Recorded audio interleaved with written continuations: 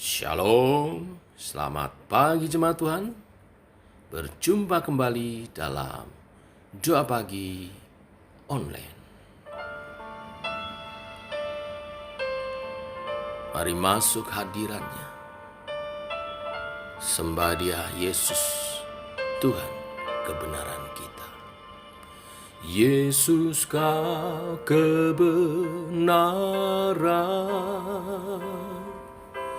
yang menyelamatkanku.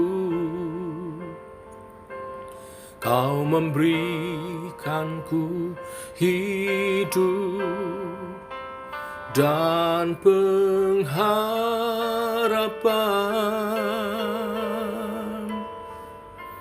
Ku ikut kehendak-Mu. Ku perlu anugerah-Mu.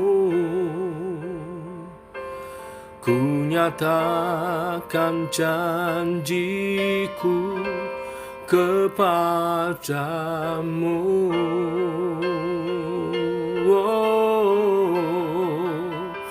Kalau ku hidup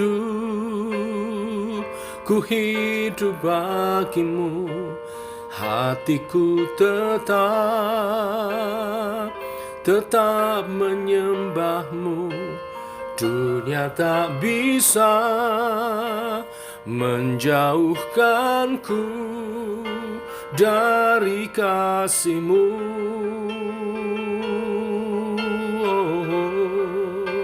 Selama ku hidup bagimu. Mataku tetap memandang-Mu.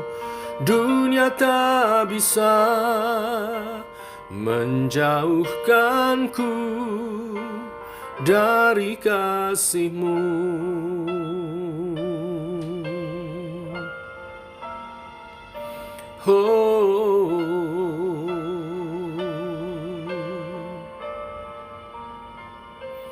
Yesus kau kebenaran yang menyelamatkanku. Kau memberikanku hidup dan pengharapan.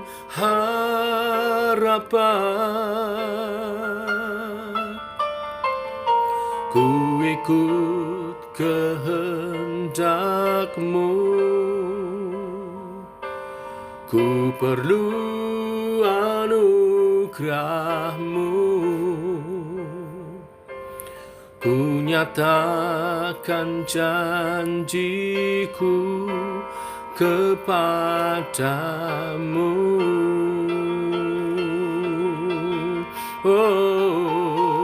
Kalau ku hidup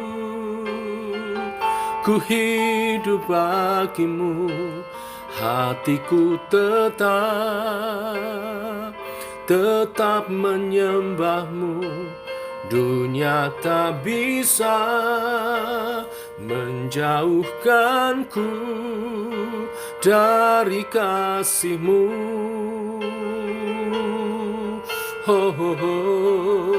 Selama ku hidup bagimu.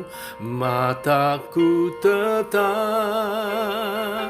tetap memandang-Mu.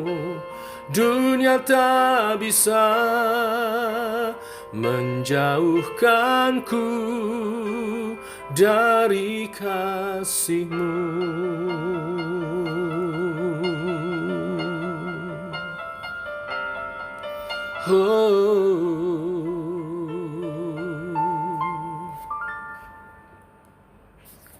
Biar kami hidup dalam kebenaran-Mu Tuhan.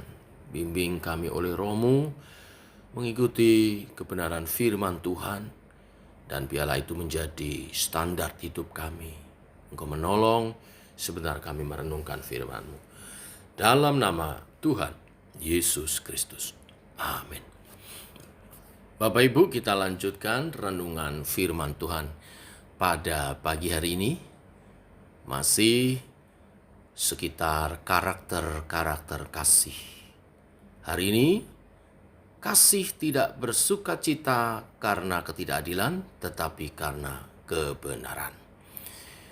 Tetapi saya akan baca dari ayat 4 sampai ayat yang ke-7.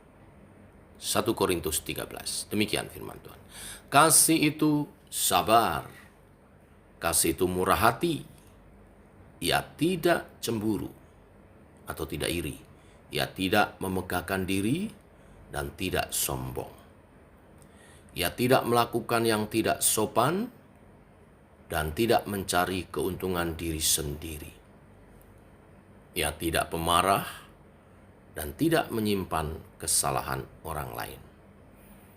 Ia tidak bersukacita karena ketidakadilan, tetapi karena kebenaran. Ia menutupi segala sesuatu, percaya segala sesuatu, mengharapkan segala sesuatu, sabar menanggung segala sesuatu. Amin. Kasih tidak bersukacita karena ketidakadilan. Karakter ini sangat berhubungan dengan karakter sebelumnya. Pada saat kita terus memperhitungkan kesalahan orang lain, kita akan berusaha untuk membalas orang tersebut. Pada saat pembalasan kita lakukan, seringkali terjadi kita lakukan dengan tidak adil. Seringkali pembalasan yang kita lakukan justru lebih kejam daripada kesalahan orang kepada kita. Karena itu, firman Tuhan mengajarkan agar kita menyerahkan pembalasan kepada Tuhan yang adil. Roma 12 ayat 19 mengatakan, saudara-saudaraku yang kekasih, janganlah kamu sendiri menuntut pembalasan, tetapi berilah tempat kepada murka Allah. Sebab ada tertulis, pembalasan itu adalah hakku. Akulah yang akan menuntut pembalasan, firman Tuhan. Tuhan Yesus pun melakukan hal yang sama. Tidak membalas kejahatan dengan kejahatan, menyerahkan pembalasan itu kepada Tuhan. Di 1 Petrus 2 ayat 23 dikatakan, ketika ia dicaci maki, ia tidak membalas dengan mencaci maki. Ketika ia menderita, ia tidak mengancam, tetapi ia menyerahkan kepada Dia yang menghakimi dengan adil. Dan di atas kayu salib, dalam Lukas 23 ayat 34, dia berkata, dia berdoa, ya Bapa, ampunilah mereka, sebab mereka tidak tahu apa yang mereka berbuat. Karakter kasih ini juga ditunjukkan oleh hambanya Paulus kepada jemaat di Korintus. Walaupun sebagian jemaat menghakimi dia tidak mau memberikan teguran dan mempermalukan mereka. Ia tetap memposisikan diri sebagai bapa rohani yang menginginkan hal-hal baik untuk anak-anaknya. Tetapi jemaat Korintus gagal menghayati karakter kasih ini. Di pasal-pasal sebelumnya, khususnya di pasal 6, kita melihat bagaimana mereka berusaha menyeret sesama orang percaya ke pengadilan sekuler, saling mempersalahkan satu dengan yang lain, dan melakukan pembalasan secara tidak adil kepada pihak-pihak yang lain yang menurut mereka merugikan mereka. Kasih tidak bersukacita karena ketidakadilan. Walaupun mungkin kita tidak membalas, belum tentu kita memiliki kasih itu. Kita mungkin tidak mau membalas karena ada alasan-alasan tertentu. Tetapi poinnya di sini, jika kita bergembira ketika melihat orang lain diperlakukan tidak adil, kita tidak mempunyai kasih. Kita sebaliknya harus membela dan bersimpati terhadap siapapun yang menderita ketidakadilan. Sisi lain dari kasih tidak bersukacita karena ketidakadilan adalah bersukacita karena kebenaran. Di sini menekankan bahwa kebenaran bukan hanya sebagai alasan untuk bersukacita, namun sebagai rekan dalam bersukacita, partner dalam bersukacita. Kasihlah yang mengaitkan antara kebenaran dan sukacita itu. Kecintaan kepada kebenaran harus mengalahkan kebencian kita terhadap orang lain. Pedoman hidup kita adalah kebenaran, bukan perasaan kita. Dasar sukacita sejati adalah penegaan kebenaran, bukan pemuasan perasaan kita. Walaupun kebenaran kadangkala mendatangkan perasaan tidak nyaman bagi kita, namun kita tetap harus bersukacita bersama kebenaran itu. Bagi jemaat di Korintus, karakteristik kasih bersukacita bersama kebenaran merupakan sebuah teguran yang berat, yang tajam. Karena dalam situasi sosial budaya mereka, seringkali banyak mengedepankan proteksi dalam kelompok sosial tertentu. Walaupun kelompoknya salah, tetap dibela. Kalau kelompoknya melakukan kesalahan atau pemimpinnya melakukan kesalahan, mereka sulit untuk menegur. Mereka tidak berani bersikap tegas terhadap kesalahan-kesalahan kelompoknya itu. Ini seringkali juga terjadi di jemaat sekarang. Cenderung mengabaikan kebenaran atas nama kasih.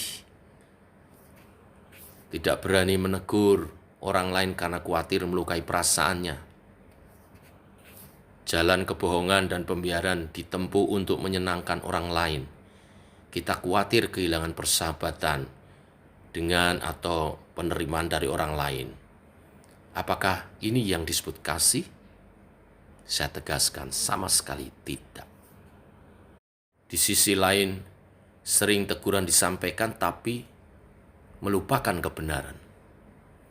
Teguran disampaikan dengan motivasi dan cara yang tidak benar. Ini bersifat ironi. Kita membela kebenaran tetapi dengan cara yang tidak benar. Kasih sejati menghasilkan teguran yang penuh kasih dan lemah lembut. Sekali lagi, kasih bukan hanya sebatas perasaan belaka. Kasih harus diwujudkan dalam tindakan tertentu. Kasih tidak mengingat kesalahan orang lain. Kasih tidak menginginkan hal-hal buruk terjadi pada orang lain. Kasih mengedepankan kebenaran dengan cara yang benar. Itulah kasih dan akan menghasilkan sukacita yang sejati. Tuhan memberkati. Mari kita berdoa. Bapa, kami mengucap syukur buat hari yang baru, hari yang dikuduskan oleh umat-Mu, hari yang penuh dengan berkat-Mu.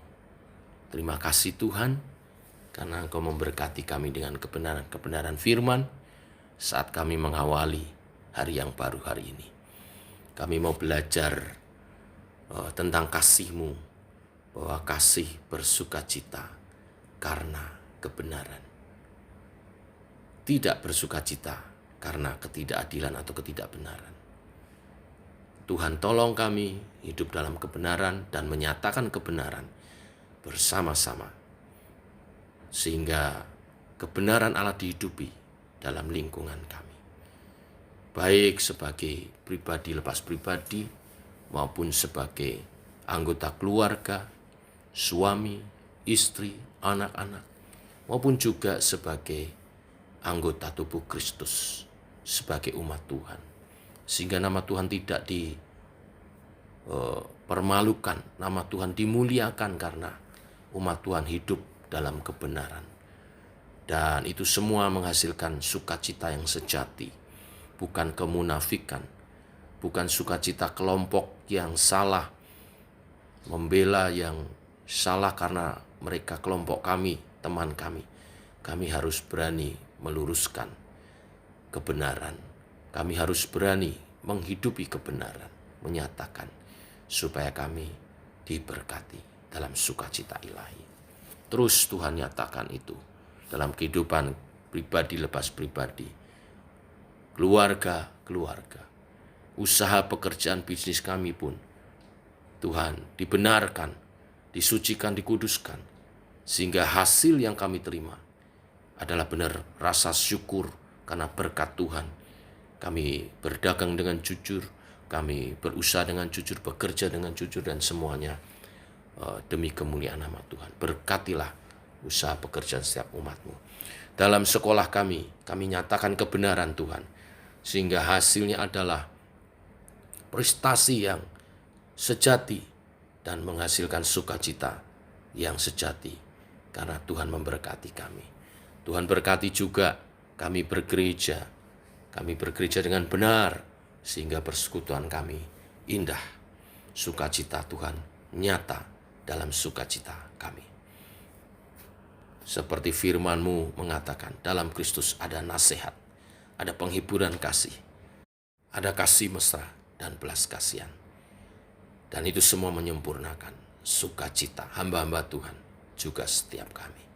Berkati persekutuan kami, berkati keluarga kami, berkati lingkungan kami, karena Tuhan menyertai kami. Demikian doa-doa kami naikkan dalam nama Tuhan Yesus Kristus. Amin. Demikian saudara, doa pagi kita. Selamat pagi, selamat berbagi kasih, menyatakan kebenaran Tuhan. Shalom, tetap semangat, tetap sehat.